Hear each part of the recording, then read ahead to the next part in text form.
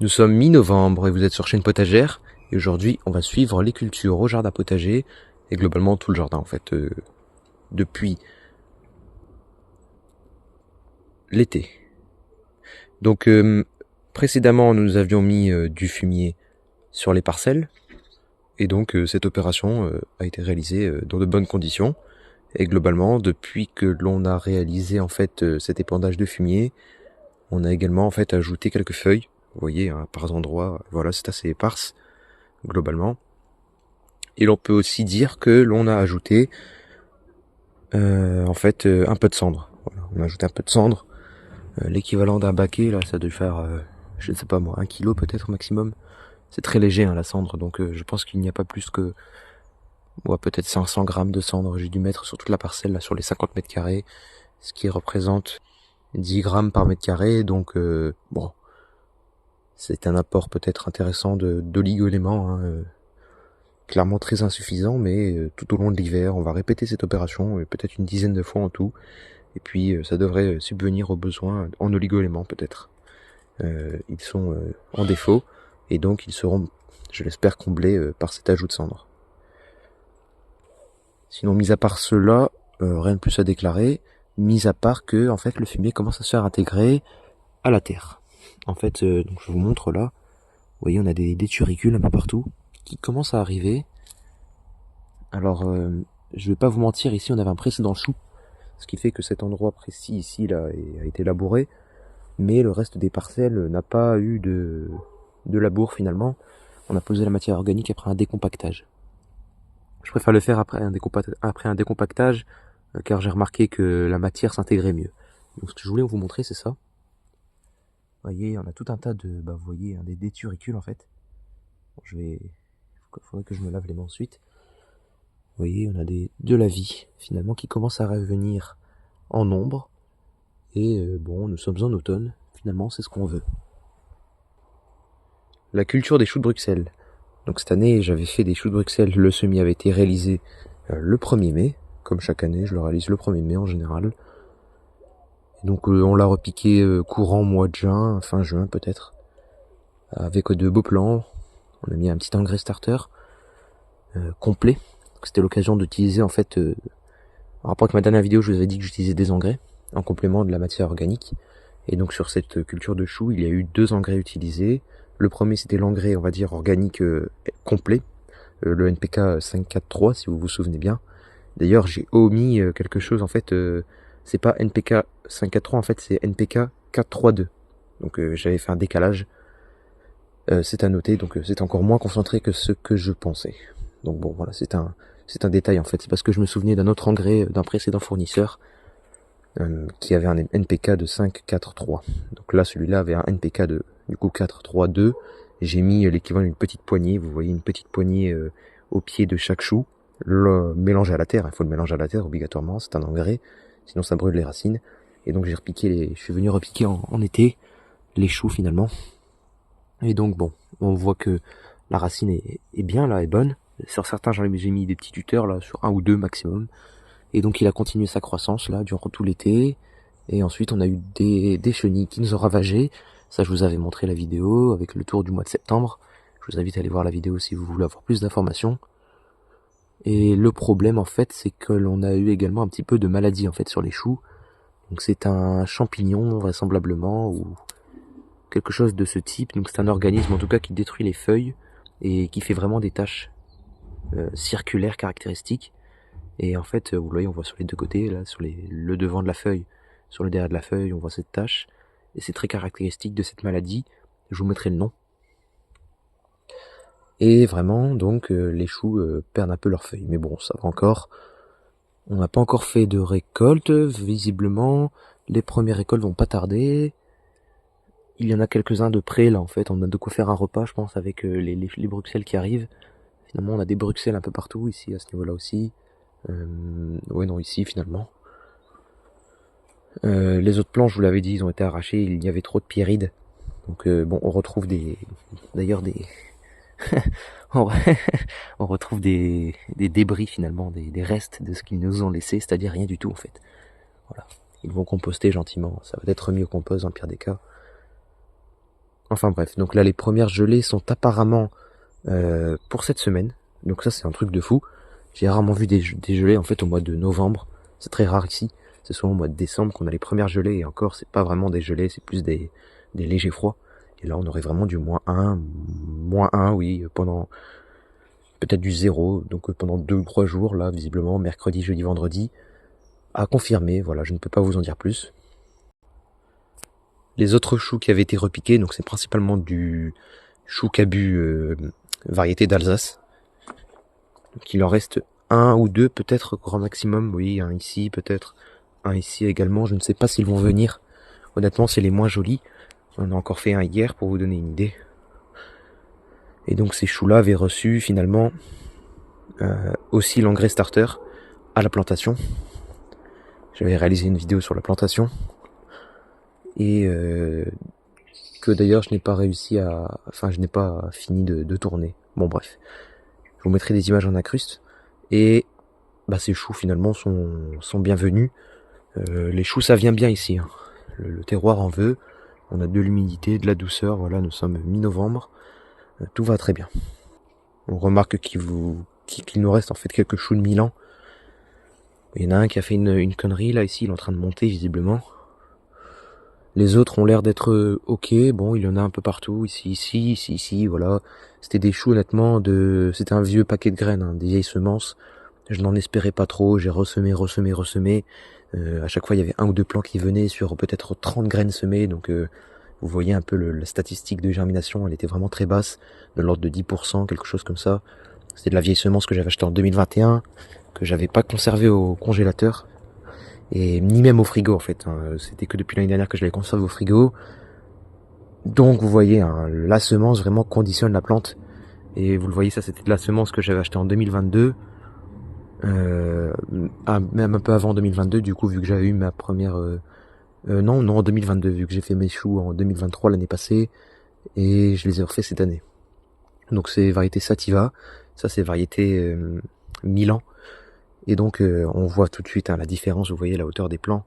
Ça c'est vraiment la qualité de la semence. Hein. Ne vous inquiétez pas, parce qu'ici il y avait des choux en fait cabu qui venaient mieux.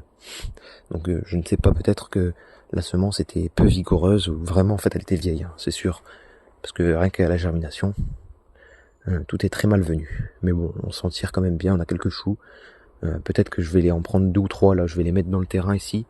En bout de parcelle parce que j'ai prévu de réaliser en fait une zone pour faire mes graines. En fait, je fais pas mes graines dans le jardin. En fait, je fais mes graines dans le potager, faut le savoir. Par exemple, je laisse un poireau monter en graines, en plein milieu des cultures, vous voyez. Et c'est toujours assez énervant, année après année, d'avoir des lignes qui sont finalement parsemées parce qu'il y a un chou qui monte en graines ou des conneries comme ça. Donc j'aimerais bien tout centraliser, une zone pour faire des graines que je pense que je vais mettre au fond là-bas, là, sur le terrain ici. On voit pas trop, mais voilà, ici, là, le terrain au fond. Je vais certainement faire ça. Je vous avais également parlé d'un projet pépinière. Ça, je peux pas vous en dire plus, honnêtement. Je vous en reparlerai le moment venu. Hein. N'en espérez pas trop. C'est tout ce que je peux vous dire. Il y a aussi un truc à savoir sur ces choux, c'est qu'ils avaient reçu, d'ailleurs comme eux, là, les choux que j'ai récoltés, là, les choux cabu, je leur avais mis du sulfate d'ammonium. Et donc c'est pour ça qu'on a vraiment des belles verdures et des choux très vigoureux, ça veut rien dire, mais plutôt vigoureux, voilà. Donc le reste des choux a été récolté, là-bas il y en avait d'autres, des choux brocolis, mais d'ailleurs cette année les choux brocolis vous le voyez, sont montés en graines en fait. Je les ai laissés trop longtemps et donc ils ont, vous le voyez à l'image en fait, ils ont poussé. Et en fait, ils n'ont fait que de la fleur, parce que j'étais pas là pour les récolter. Donc, très important de récolter les choux finalement. Et ces choux-là demandent beaucoup d'attention. D'un point de vue plante en pot, tout se passe bien. Donc les petits fruitiers, là, les petites pêches, tout ça, ça se passe. Le basilic sacré est encore présent. Il sent très bon. Il est assez beau. Donc nous sommes mi-novembre et visiblement il a envie de résister. Hein. Il fait de la résistance. Alors je sais pas ce que ça va donner en termes de graines, j'en ai récolté quelques-unes, je peux pas trop en dire honnêtement, je peux pas en dire plus que ça honnêtement, je ne sais pas si la culture Je vais la mener à nouveau l'année passée. Ça va bien en pot. Ça va apporter une touche un peu mentholée finalement. Ça me fait penser à un bonbon en fait. Voilà, c'est simple. Ça me fait penser à un bonbon. Vous allez dire goût cola en fait. Voilà. Donc très simple à savoir. Hein, vous imaginez ce goût. Dites-vous que c'est enfin moi je trouve que c'est un peu cet arôme là finalement. Donc c'est assez fruité. Voilà. Tout ce que je peux vous dire. Voilà. Voilà, donc les plantes en pot.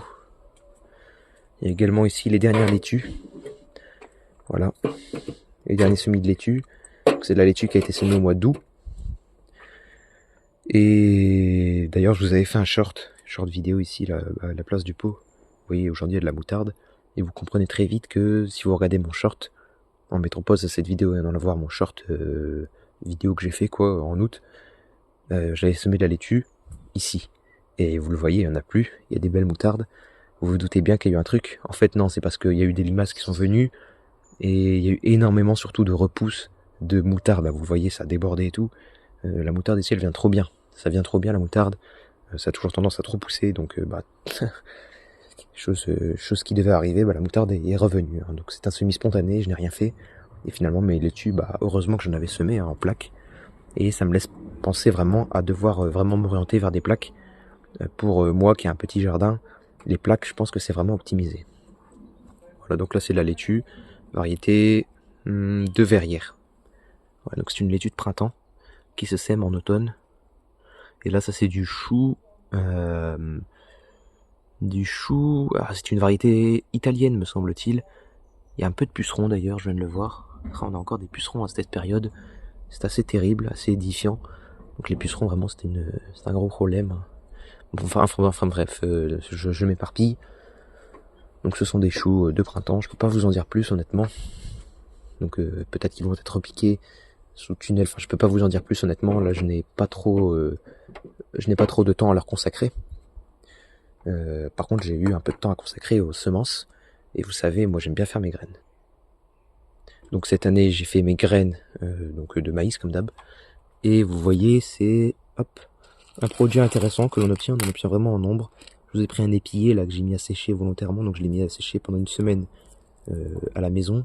Je l'ai mis pendant 1 ou 2 jours sur le feu de bois, à côté du feu de bois, à la cheminée à plus de 30 degrés. Donc toute l'eau est partie, du moins en grande partie. Et voilà, on obtient des grains. Alors voilà, j'avais fait une petite taille. Voilà, on obtient des grains d'une bonne qualité.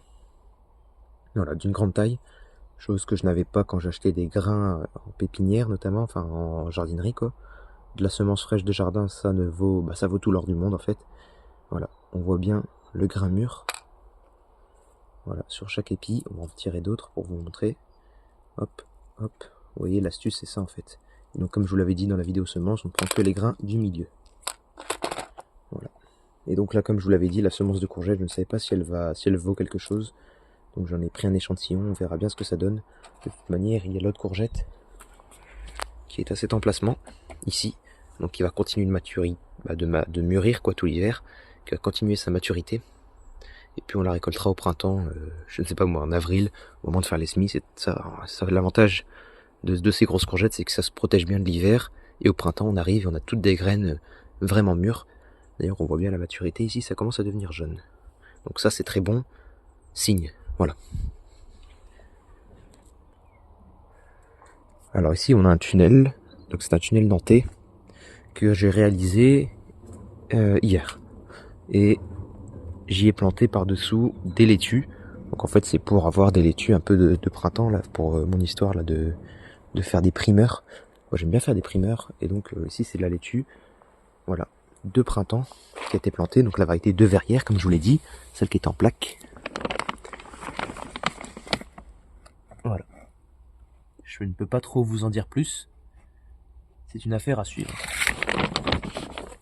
Par contre, ce que je peux vous dire, c'est la méthode de plantation. Méthode no dig, entre guillemets. Donc vite fait, j'ai égalisé là les zones du terrain un peu tordues.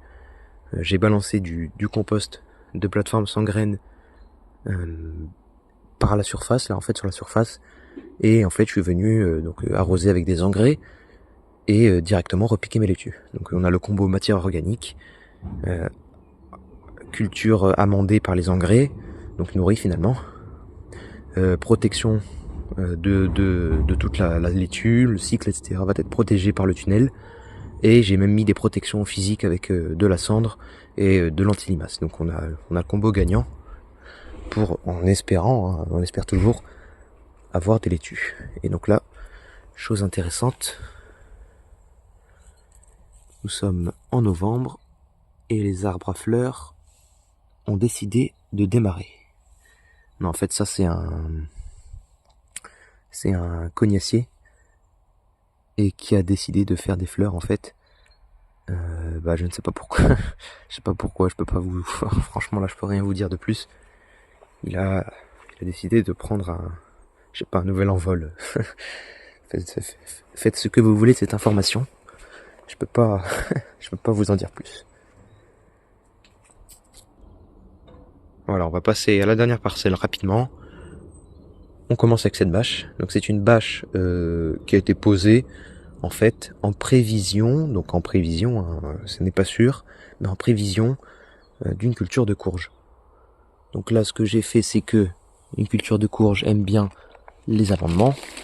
Donc à la manière d'une no-dig, j'ai déposé une épaisseur de compost plateforme qui est juste là. J'ai tapé dedans.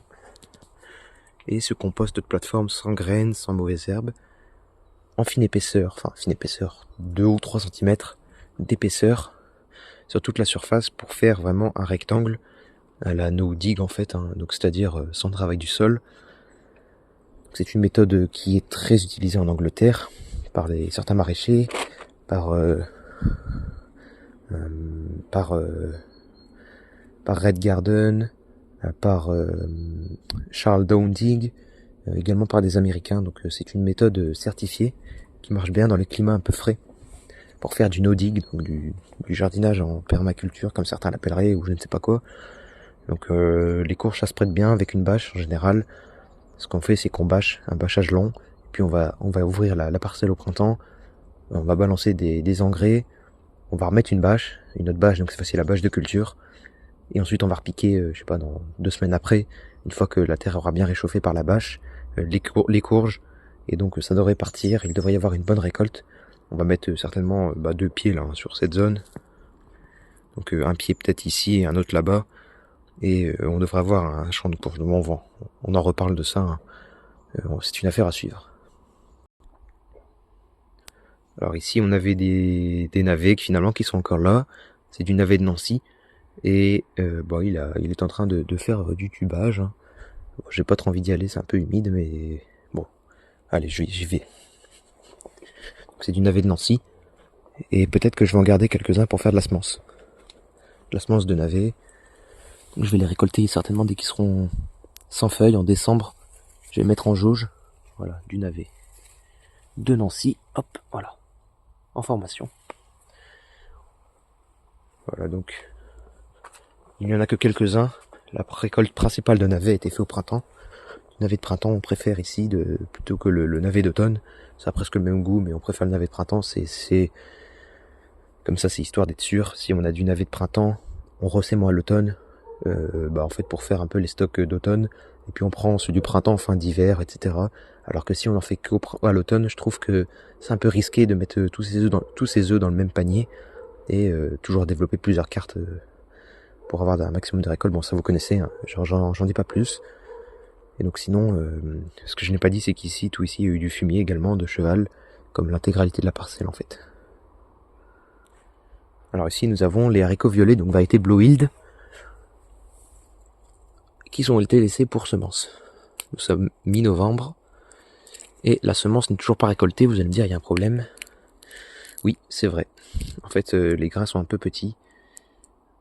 Ça c'est vraiment un petit modèle que je vous ai pris, mais les grains sont encore petits. On va attendre au mois de décembre. Ça peut le faire pour certaines gousses. Ensuite on les mettra à séchage à la maison. Bon, en espérant que ça marche quoi. Sinon j'ai plus de haricots violets. J'avais semé tout mon stock de semences et j'en ai pas d'avance. Donc ce haricot violet, j'ai intérêt à le récolter là. Sinon, je suis fini. Hein. J'ai plus cette la variété, je l'ai perdue. Donc il faudrait que je rachète des semences. Bon, j'ai pas envie. Ça coûte cher en plus, les haricots. Donc bon, j'ai une variété Blow Yield que je fais depuis 2022. Je l'ai acheté en 2021, donc je l'ai fait en 2022, en 2023. Je l'ai refait en 2024. Chaque année, elle marche super bien. Je fais mes graines à chaque fois. Et puis bah là, je l'ai semé un peu tard. En fait, je l'ai semé au mois de juillet ou une connerie comme ça. Et les haricots rames, ça met du temps. Donc ils ont fait leurs fleurs au mois de septembre. Ils se sont développés, ils étaient prêts à manger au mois d'octobre, un truc comme ça. On en a mangé. Puis je me suis dit, j'ai plus assez de semences, donc je vais en laisser. Et d'ailleurs, j'ai regardé mes stocks et j'en avais plus du tout. Donc je les ai laissés. Et puis maintenant, on prend le pari fou de les récolter au mois de décembre et d'espérer faire la semence dans ces eaux-là, mi-décembre, un truc comme ça, pour espérer récolter de la graine de ces haricots et les ressemer l'année prochaine, parce que c'est cette variété, j'en ai besoin. Hein. C'est une variété qui produit beaucoup. Vous voyez, la structure a plié carrément sous son propre poids, tellement il y a de haricots. Vous le voyez, plié sous son propre poids, tellement qu'il y a de haricots. On les voit bien là, les gousses. Une forte production. Allez, on va finir ce tour de jardin avec la culture du fond. Et en fait, il n'y a rien. Il y a des poireaux ici et il y a des engrais verts, des conneries. Donc on va aller voir d'abord les poireaux. Il y a un truc qu'il faut savoir sur les poireaux cette année, c'est que je les ai un peu fail. Enfin, c'est pas moi qui les ai fail, mais ils se sont fail. Pourquoi ? Enfin, ils ont échoué quoi. Parce qu'il y a eu des mouches. Donc à la fin là, je sais pas, au mois d'octobre, je suis vraiment déçu. Je suis trop déçu. Voilà, c'est tout ce que j'ai à dire. On a perdu les poireaux. Ça pue le poireau là. Clairement là, au moment où je vous fais la vidéo, ça pue le poireau. Vous voyez. Je suis dépité. C'est rempli de mineuses en fait. Vous voyez là, complètement pourri. Ce poireau là. Alors là, il part en vrille. Ah, c'est n'importe quoi. Là, franchement, je suis déçu. Vous voyez, celui-là, il est complètement. Voilà les dégâts de la mineuse. Voilà, et ça pue le poireau. Hein. Donc c'est un peste.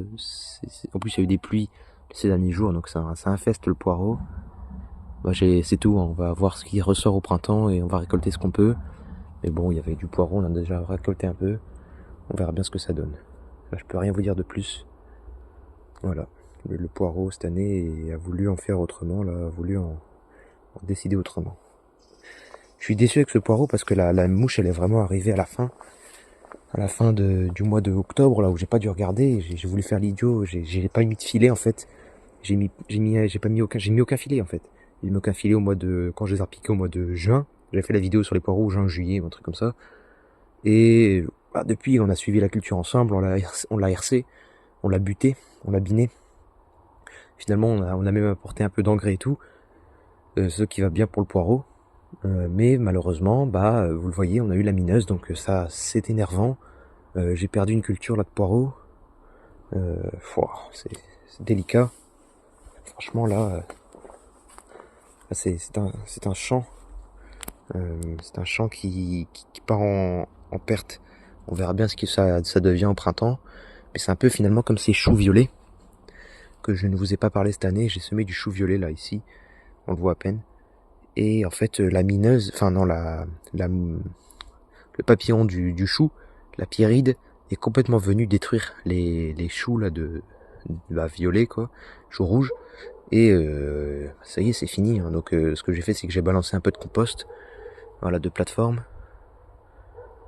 Et puis j'ai envie de dire, on verra bien ce qui se passe.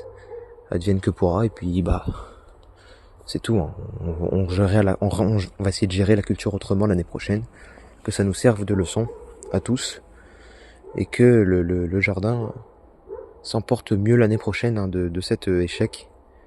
Voilà. Mais bon, hein, je reste positif. Lorsque je me baisse et que j'observe ce genre de choses, voilà, un peu partout. Alors sous la feuille d'ortie comme par hasard. Voilà, je vois des monts de turicules en fait. Voilà, ça c'est vraiment du monde turicule. On voit des vers dedans. Et les fans de maïs complètement absorbés et mangés. Et c'est dans ces moments-là que je me dis, tant pis, on verra l'année prochaine et on verra ce que ça donne. Voilà, donc sur ce message, moi je vous laisse. Voilà. Tout ce qu'on peut faire. Mais du coup les poireaux c'est quand même embêtant. Je vais vous laisser avec une vue générale. Et on se retrouvera certainement au printemps pour faire un suivi des cultures de printemps ou quelque chose comme ça. De toute façon, des vidéos en hiver, j'en ai prévu d'autres. Ne vous inquiétez pas. Bon allez, cette vidéo est assez longue. Voilà.